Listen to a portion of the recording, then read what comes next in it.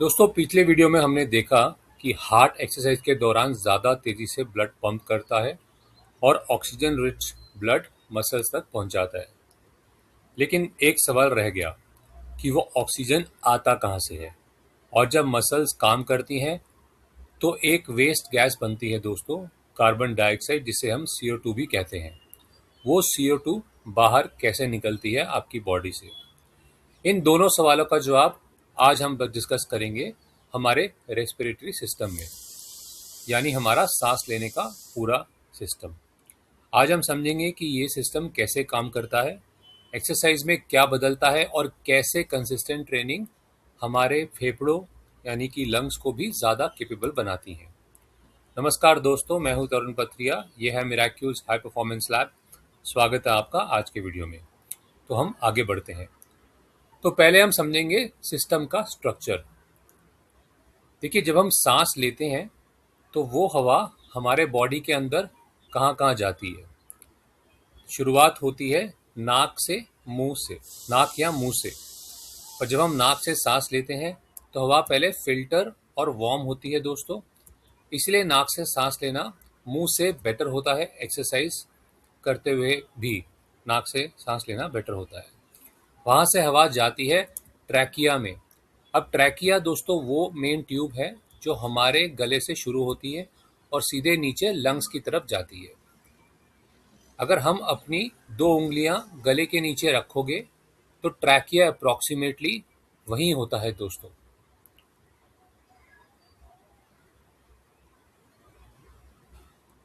अब ट्रैकिया के अंदर जाने के बाद हवा 2 हिस्सों में डिवाइड हो जाती है। एक हिस्सा लेफ्ट लंग की तरफ जाता है और एक हिस्सा आपके राइट लंग की तरफ जाता है। ये जो दो रास्ते हैं जो ट्रैकिया से निकलते हैं, इन्हें हम कहते हैं ब्रोंकी। टेक्निकल लैंग्वेज में ब्रोंकी कहते हैं इनको। अब ब्रोंकी अंदर जाके और छोटी छोटी ट्यूब्स में डिवाइड हो जाता है, और छोटी जब तक ये बहुत ही छोटी ट्यूब्स नहीं बन जाती। तो बहुत ही छोटी ट्यूब्स में डिवाइड हो जाता है ब्रोंकी, जिन्हें हम कहते हैं ब्रोंकियोल्स कहते हैं इसे, ब्रोंकियोल्स। और इन्हीं ब्रोंकियोल्स के बिल्कुल एंड में ये वो जगह है जहां असली आपका सिस्टम काम कर रहा है। यहाँ होती है, उसे हम बोलते हैं एल्वियोली। एल्वियोली। अब एल्वियोली क्या है? ये एकदम छोटे छोटे एयर सैक्स हैं, छोटे छोटे हवा के जैसे थैले हैं, गुच्छे की तरह। हर ब्रोंकियोल के एंड पर लगे हैं बिल्कुल अंगूर के गुच्छे की तरह ये छोटे छोटे सैक्स लगे हुए हैं, जिसे हम कहते हैं एल्वियोली। एल्वियोली। अब ड्यूक यूनिवर्सिटी के पीयर रिव्यूड एनाटॉमी रिसर्च के मुताबिक एक इंसान के दोनों लंग्स में अप्रॉक्सीमेटली 300 मिलियन, 300 मिलियन एल्वियोली होते हैं। 300 मिलियन दोस्तों। और ये मिलके एक सरफेस एरियाज बनाते हैं अप्रॉक्सीमेटली 70 स्क्वायर मीटर का, जो कि लगभग है एक बैडमिंटन कोर्ट का साइज दोस्तों। 70 स्क्वायर मीटर, उसे आप समझेंगे कितना बड़ा होता है ये। और ये सब हमारे सीने के अंदर है। अब ये इतना बड़ा सरफेस एरिया इसलिए इम्पोर्टेंट है दोस्तों क्योंकि ऑक्सीजन को ब्लड में जाने के लिए एक सरफेस चाहिए जहां से वो क्रॉस कर सकता है ब्लड में जाने के लिए। तो जितना बड़ा सरफेस होगा उतना ज़्यादा ऑक्सीजन एक साथ ब्लड में जा सकता है और उतना ही ज़्यादा एफिशिएंट होगा आपका पूरा रेस्पिरेटरी सिस्टम। अब समझते हैं हम अगला पार्ट जो है गैस एक्सचेंज का, जिसे हम बोलते हैं ऑक्सीजन अंदर और CO2 बाहर। ऑक्सीजन एक्चुअली हवा से ब्लड में कैसे पहुंचती है और CO2 ब्लड से हवा में कैसे आती है। इसके लिए पहले एक सिंपल कॉन्सेप्ट समझते हैं, उसे बोलते हैं डिफ्यूजन। देखिए, डिफ्यूजन एक नेचुरल प्रोसेस है जिसमें कोई भी चीज़, हवा हो या लिक्विड में कोई मॉलिक्यूल हो, हमेशा ज़्यादा कॉन्सेंट्रेशन, ज़्यादा मात्रा वाली जगह से कम कॉन्सेंट्रेशन वाली जगह की तरफ मूव करता है। उसी को सरल शब्द में डिफ्यूजन कहते हैं। अपने आप बिना किसी एक्स्ट्रा एनर्जी के ये प्रोसेस होता है। अब इसका एक सिंपल एग्जांपल लेते हैं। अगर हम एक कमरे में इत्र लगाते हैं, मतलब परफ्यूम लगाते हैं, और थोड़ी देर उसको छोड़ दें तो पूरे कमरे में खुशबू आने लग जाती है। इसका वही फंडा हो रहा है कि इतर मॉलिक्यूल जो हैं वो ज़्यादा कॉन्सेंट्रेशन वाली जगह से, यानी जहाँ स्प्रे किया गया, बाकी कमरे की तरफ मूव करते हैं अपने आप। यही कॉन्सेप्ट है डिफ्यूजन, ऐसे हम डिफ्यूजन को समझते हैं।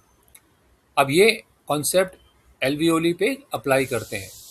तो देखिए, जब हम सांस लेते हैं तो फ्रेश हवा एल्वियोली में आती है। इस फ्रेश हवा में ऑक्सीजन की कॉन्सेंट्रेशन बहुत ज़्यादा होती है और एल्वियोली के बिल्कुल बाहर उनके ऊपर एक भी थिक लेयर नहीं होती, बल्कि एक बहुत ही पतली वॉल होती है एल्वियोली के ऊपर, और उस वॉल के बिल्कुल पीछे छोटे छोटे ब्लड वेसल्स होते हैं जिन्हें हम कहते हैं कैपिलरीज। अब कैपिलरीज वो बहुत ही बारीकी ब्लड वेसल्स हैं जो जितने इतने छोटे होते हैं कि एक वक्त में सिर्फ एक रेड ब्लड सेल ही गुजर सकता है उस कैपिलरी से। अब इन कैपिलरीज में जो ब्लड आ रहा होता है वो बॉडी के मसल से वापस आ रहा होता है, इसलिए उस ब्लड में ऑक्सीजन बहुत कम होता है और CO2 बहुत ज़्यादा होता है। अब इस पे डिफ्यूजन काम करता है। तो एल्वियोली के अंदर ऑक्सीजन की कॉन्सेंट्रेशन ज़्यादा थी, कैपिलरीज के ब्लड में ऑक्सीजन की कॉन्सेंट्रेशन कम थी, तो ऑक्सीजन ऑटोमेटिकली डिफ्यूज होता है, एल्वियोली की वॉल को क्रॉस करता है और ब्लड में चला जाता है। और कार्बन डाइऑक्साइड यानी CO2 के लिए कैपिलरीज के ब्लड में CO2 की कॉन्सेंट्रेशन ज़्यादा थी, एल्वियोली के अंदर CO2 की कॉन्सेंट्रेशन कम थी। तो यही प्रोसेस रिवर्स होता है, तो CO2 ऑटोमेटिकली डिफ्यूज होता है ब्लड से एल्वियोली में, और जब हम एक्सहेल करते हैं तो वो CO2 बॉडी से बाहर निकल जाती है। इस पूरे प्रोसेस का नाम है दोस्तों एक्सटर्नल रेस्पिरेशन, जो चलता रहता है हर वक्त। अब एक्सटर्नल का मतलब होता है बाहर, क्योंकि ये बॉडी के अंदर की जगह से बाहर की हवा के बीच में एक्सचेंज कर रहा है, इसे हम कहते हैं एक्सटर्नल रेस्पिरेशन। तो अभी जो हुआ वो ऑक्सीजन ब्लड में आया और लंग्स में आ गया, राइट। अब लेकिन वो ऑक्सीजन मसल्स तक कैसे पहुंचेगा, बिकॉज वही हमारा फाइनल ऑब्जेक्टिव है। इस काम के लिए एक खास कैरियर होता है बॉडी के अंदर जिसे हम कहते हैं हीमोग्लोबिन। आपने बहुत सुना होगा हीमोग्लोबिन, एक जनरल स्टैंडर्ड रिपोर्ट भी है। हीमोग्लोबिन एक ऐसा प्रोटीन है जो रेड ब्लड सेल्स के अंदर होता है और इसका काम है ऑक्सीजन को पकड़ के रखना और उसे मसल्स तक लेके जाना। एक तरह से हीमोग्लोबिन ऑक्सीजन का टैक्सी होता है दोस्तों, जैसे कि वैसा आप समझिए। ऑक्सीजन ब्लड से कैपिलरीज में आते ही हीमोग्लोबिन से जुड़ जाती है रेड ब्लड सेल में, और दिल वहां से इस ऑक्सीजन रिच ब्लड को पंप करता है पूरे बॉडी के अंदर। ये है आपका पूरा प्रोसेस। और अब ये ऑक्सीजन रिच ब्लड मसल्स तक पहुंच गया है। मसल्स में भी कैपिलरीज होती हैं दोस्तों, और वहाँ एक और डिफ्यूजन होता है। जैसे कि मसल्स एक्सरसाइज कर रही होती हैं तो उनकी ऑक्सीजन की बहुत ज़रूरत पड़ती है मसल्स को एक्सरसाइज करते हुए, इसलिए मसल्स के अंदर ऑक्सीजन की कॉन्सेंट्रेशन बहुत कम हो जाती है, पर ब्लड में ऑक्सीजन की कॉन्सेंट्रेशन ज़्यादा है। तो अगेन दोस्तों, डिफ्यूजन होता है तो ऑक्सीजन फिर से डिफ्यूज होता है और कैपिलरीज से मसल सेल्स में चला जाता है। अब हीमोग्लोबिन ऑक्सीजन को छोड़ देता है और ऑक्सीजन सेल्स के माइटोकॉन्ड्रिया में जाती है और एनर्जी बनाने का काम आती है। तो ऑक्सीजन क्या होता है, हीमोग्लोबिन ऑक्सीजन छोड़ देती है,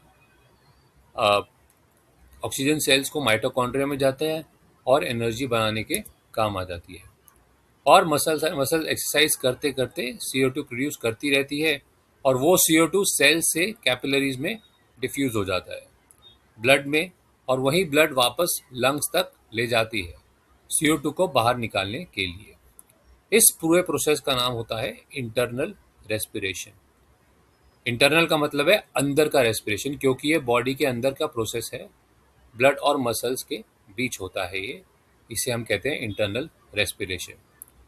सो देखिए, पूरा लूप यही है। हम सांस लेते हैं, ऑक्सीजन एल्वियोली में जाता है, आता है, एल्वियोली से ऑक्सीजन ब्लड में डिफ्यूज होता है, उसे हम कहते हैं एक्सटर्नल रेस्पिरेशन। ब्लड ऑक्सीजन को हीमोग्लोबिन के जरिए मसल्स तक ले जाता है, मसल्स में ऑक्सीजन ब्लड से सेल्स में डिफ्यूज होता है, उसे हम कहते हैं इंटरनल रेस्पिरेशन। जो सेल्स ऑक्सीजन यूज करके एनर्जी बनाते हैं और CO2 को प्रोड्यूस करते हैं। CO2 सेल से ब्लड में आते हैं, ब्लड उसे लंग्स तक लेके जाता है और हम उसे एक्सहेल कर देते हैं। ये लूप हर सांस के साथ चलता रहता है दोस्तों। एक भी सांस में अगर ये रुक जाए तो चेन ब्रेक हो सकती है। अब हम समझते हैं ब्रेन ब्रीदिंग को कैसे कंट्रोल कर रहा है। देखिए, एक इंटरेस्टिंग सवाल ये है कि ब्रीदिंग ऑटोमेटिकली होती है, हम सोचते नहीं। सांस लेने के लिए वो अपने आप ही प्रोसेस चलता रहता है। तो इसे कंट्रोल कौन करता है पर? और एक्सरसाइज में जब ब्रीदिंग तेज क्यों हो जाती है? बिल्कुल तुरंत जैसे ही हम एक्सरसाइज शुरू करते हैं हमारी ब्रीदिंग तेज हो जाती है। तो वैसा क्यों होता है? देखिए, इस काम को करता है हमारा ब्रेन, स्पेसिफिकली ब्रेन का एक हिस्सा जिसे हम कहते हैं मेडुला ऑब्लोंगाटा कहलाता है। ये मेडुला ऑब्लोंगाटा कहलाता है। मेडुला ऑब्लोंगाटा ब्रेन का सबसे नीचे वाला हिस्सा होता है, जहां ब्रेन स्पाइनल कॉर्ड से मिलती है। जहां ब्रेन स्पाइनल कॉर्ड से मिलता है, और ये वो जगह है जहां ब्रीदिंग का ऑटोमेटिक कंट्रोल होता है इस एरिया के अंदर। इस हिस्से में कुछ खास सेल्स होते हैं जिसे हम कहते हैं केमोरिसेप्टर्स कहते हैं इनको। अब केमोरिसेप्टर्स, आप इन्हें एक सेंसर्स की तरह समझ सकते हैं जो ब्लड में केमिकल्स की क्वांटिटी को मॉनिटर करते हैं। और स्पेसिफिकली ये सेंसर्स ब्लड में CO2 की मात्रा को देखते रहते हैं। ये इनका मेन काम होता है दोस्तों, केमोरिसेप्टर्स का। अब देखिए, यहाँ पे एक बहुत इंपॉर्टेंट और काउंटर इंट्यूटिव बात ये है कि बहुत लोग सोचते हैं कि जब एक्सरसाइज करते हैं तो ब्रीदिंग तेज हो जाती है क्योंकि बॉडी को ज़्यादा ऑक्सीजन चाहिए। एक्चुअली ये सही नहीं है दोस्तों। साइंस के मुताबिक पीयर रिव्यूड रेस्पिरेटरी फिजियोलॉजी के हिसाब से ब्रेन प्राइमरली CO2 लेवल देखता है, ऑक्सीजन के लेवल को नहीं। जब CO2 ब्लड में बढ़ने लग जाता है, क्योंकि मसल एक्सरसाइज में ज़्यादा CO2 प्रोड्यूस कर रहे होते हैं, तब ब्रेन तुरंत सिग्नल भेजता है डायफ्राम और ब्रीदिंग मसल्स को, और ब्रीदिंग फास्टर और डीपर हो जाती है ताकि वो CO2 जो बॉडी के लिए अच्छा नहीं है उस बॉडी से फटाफट बाहर निकल सके।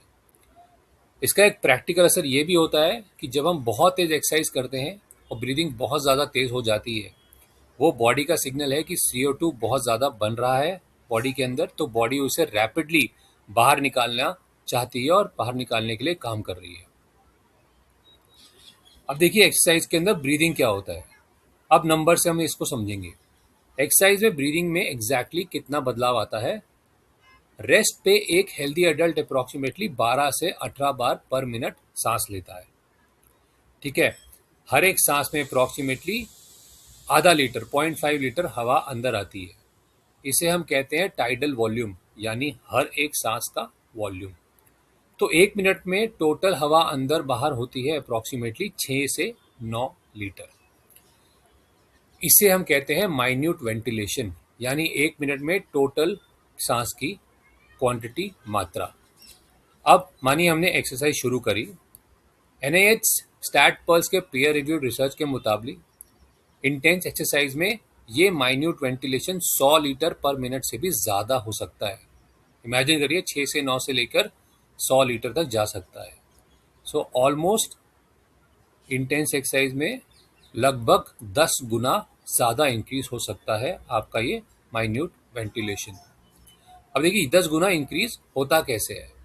देखिए, दो चीज़ें साथ में होती हैं। पहला तो है कि ब्रीदिंग रेट आपकी बढ़ जाती है, राइट। आप लाइट एक्सरसाइज के अंदर हम 20 से 30 बार पर मिनट सांस लेते हैं, हैवी एक्सरसाइज में 40 से 60 बार पर मिनट सांस लेते हैं। और दूसरा पॉइंट जो है वो है tidal volume, overall tidal volume बढ़ जाता है, यानी कि हर सांस में ज़्यादा हवा अंदर जाने लगती है। रेस्ट पे हर सांस में हम आधा लीटर ही टाइडल वॉल्यूम होती है। हेवी एक्सरसाइज में वही सांस 3 लीटर तक या उससे भी ज़्यादा हो सकती है। सो दोनों मिलके ज़्यादा सांसों की मात्रा यानी क्वांटिटी, और हर सांस में ज़्यादा हवा, माइन्यूट वेंटिलेशन को ड्रामेटिकली बढ़ाता है ओवरऑल। और एक और चीज़ जो इंटरेस्टिंग है इसको लेके, वो है रेस्ट पे जब हम एक्सेल करते हैं तो वो एक पैसिव प्रोसेस होता है। मतलब इनहेल करने के लिए मसल्स को मेहनत करनी पड़ती है, चेस्ट और डायफ्राम कॉन्टैक्ट करते हैं, लेकिन एक्सेल करने के लिए कुछ नहीं करना पड़ता। मसल्स रिलैक्स करते हैं और हवा अपने आप ही बाहर निकल जाती है जब हम रेस्ट पे होते हैं। जबकि हैवी एक्सरसाइज में ये पैसिव एक्सेल आपका सफिशिएंट नहीं होता, काफ़ी नहीं होता। बॉडी को इतनी तेज़ से CO2 बाहर निकालना होता है कि पेट के मसल्स और रिब्स के बीच की मसल्स एक्टिवली कॉन्ट्रैक्ट करती हैं, हवा को फोर्स करती हैं बॉडी से CO2 को बाहर निकालने के लिए। देखिए यही वजह है कि इंटेंस एक्सरसाइज के बाद आप जब करते हैं तो हमारा पेट अंदर बाहर हमें होता हुआ दिखता है। उसे हम एक्टिव एक्सेलेशन कहते हैं और वो बॉडी इसलिए कर रहा है ताकि वो सारे CO2 को बाहर निकाल सके। अब समझते हैं वेंटिलेटरी थ्रेशोल्ड और एक टॉक टेस्ट के बारे में। अब ये कॉन्सेप्ट डायरेक्टली हमारी ट्रेनिंग में काम आ सकता है। पहला है वेंटिलेटरी थ्रेशोल्ड। ये वो पॉइंट है जहां हमारी ब्रीदिंग सडनली बहुत ज़्यादा और डिस्प्रोपोर्शनेटली तेज हो जाती है। मतलब जब तक हम लाइट या मॉडरेट इंटेंसिटी पे थे, ब्रीदिंग स्मूथली बढ़ता रहा, right, we are able to manage it. लेकिन एक सर्टेन इंटेंसिटी पे जाते ही ब्रीदिंग का रेट और डेप्थ अचानक बहुत ज़्यादा जंप कर जाता है। वो पॉइंट कहते हैं हम वेंटिलेटरी थ्रेश होल्ड।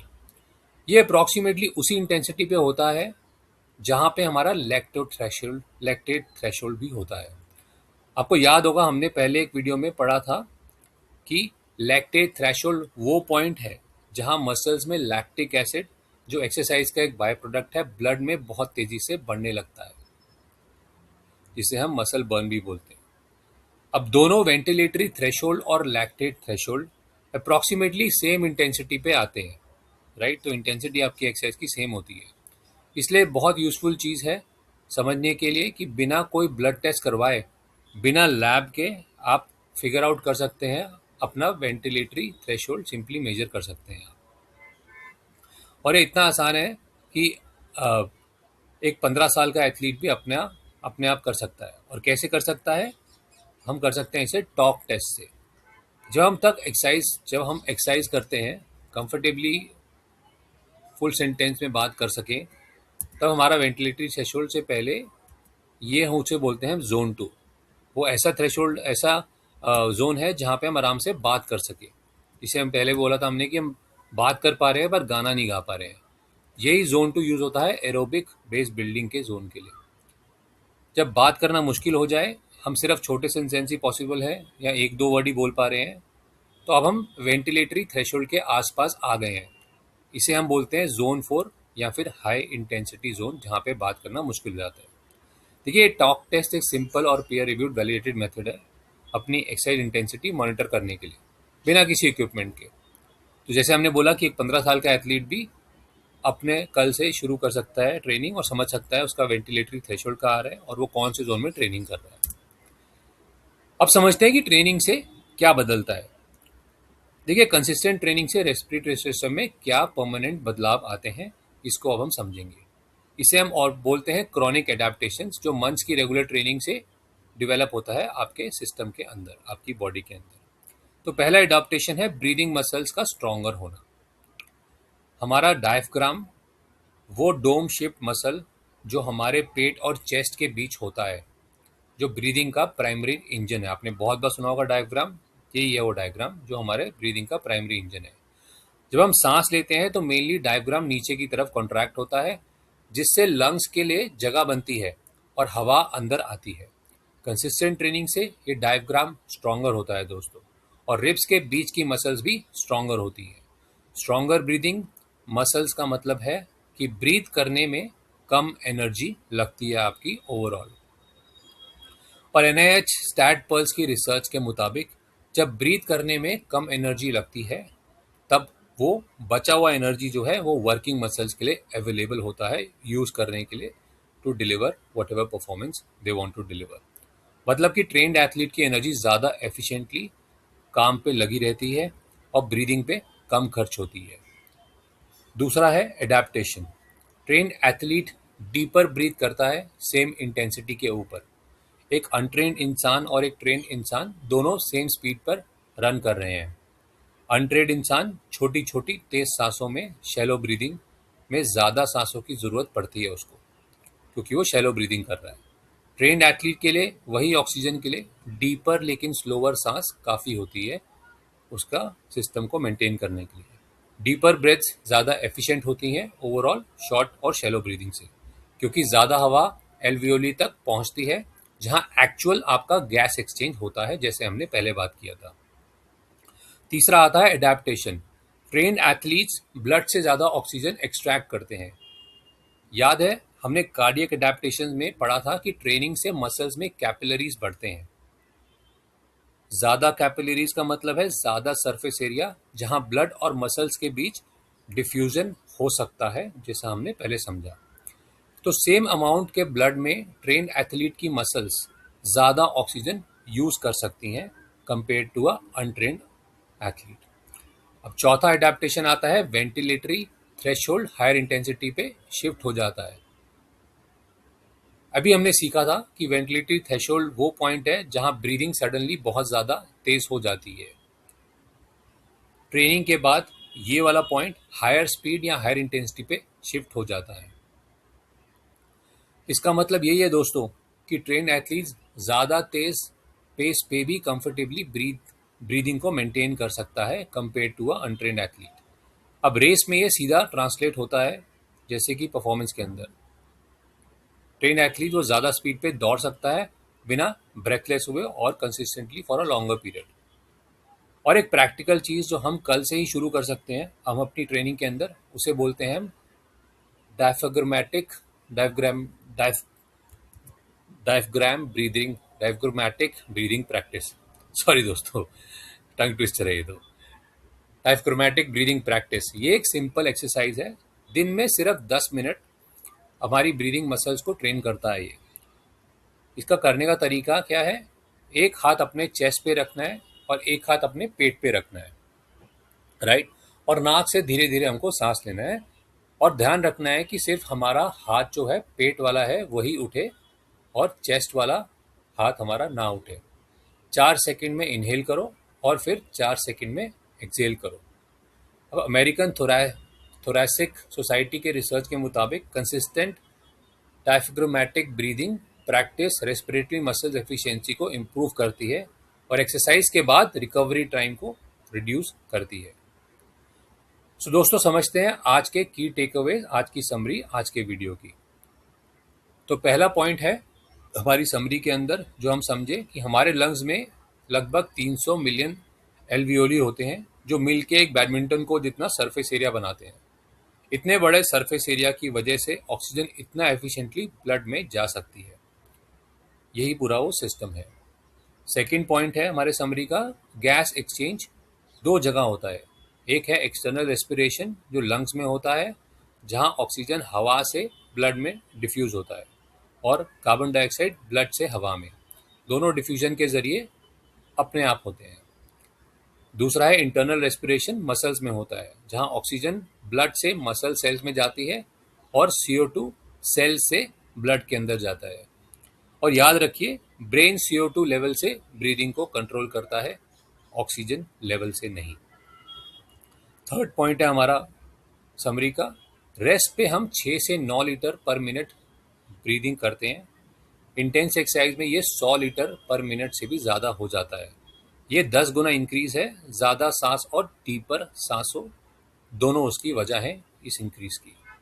और फोर्थ पॉइंट है वेंटिलेटरी थ्रेशोल्ड। एक वो पॉइंट है जहां ब्रीदिंग सडनली डिस्प्रपोर्शनेटली तेज हो जाती है।